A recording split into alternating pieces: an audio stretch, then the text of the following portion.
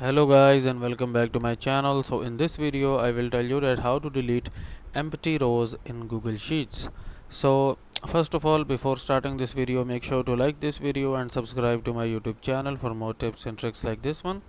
So first of all, you're gonna need to open up your browser and then you will go into this website where it says google.com/sheets and tap on go to sheets.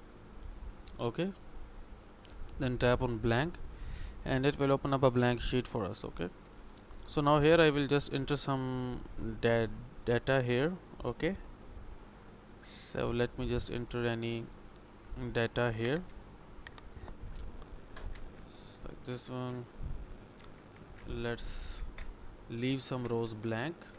Okay, so here you can see that I have these multiple rows which are not filled in this sheet here. So how do I basically delete them all? Okay, so first of all, you need to press Ctrl+A and select all of your sheet, then go to data and create a filter, then click on this first filter here and clear and only select blank, and it will actually select only the blanks for us. Okay, and we will just select our sheets right now, the blank sheets, and delete rows.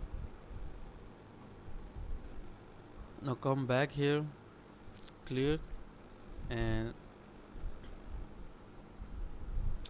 now you can see that the blank rows are gone.